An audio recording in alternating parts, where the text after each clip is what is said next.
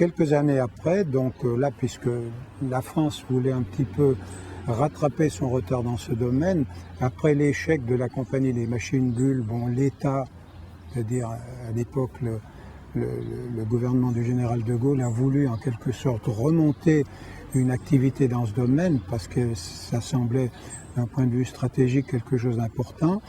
Et on a donc créé une nouvelle société française qui était la Compagnie internationale pour l'informatique, on l'appelait C2I, et pour laquelle on a nous aussi beaucoup travaillé.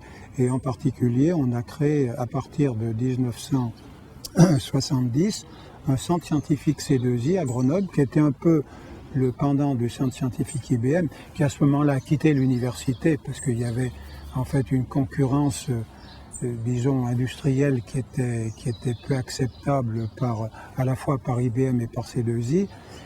Et ce centre scientifique C2I a beaucoup travaillé dans des domaines comme les systèmes conversationnels, comme les bases de données, les architectures de machines et de systèmes. C'est moi-même qui ai dirigé le centre pendant plusieurs années. Et donc là, il y avait des équipes qui travaillaient dans différents domaines de recherche en liaison étroite avec l'université, puisque en fait ce centre était en quelque sorte logé dans l'université. C'était donc des équipes qui étaient entièrement, si vous voulez, mélangées.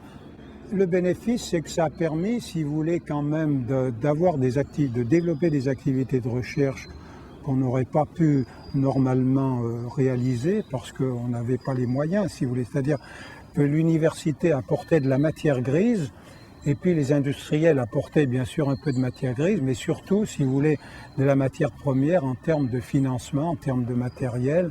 Et ça, c'était quand même, disons, quelque chose de très important, qui existait d'ailleurs, qui existait depuis presque l'origine, disons, dans des pays comme les États-Unis ou l'Angleterre.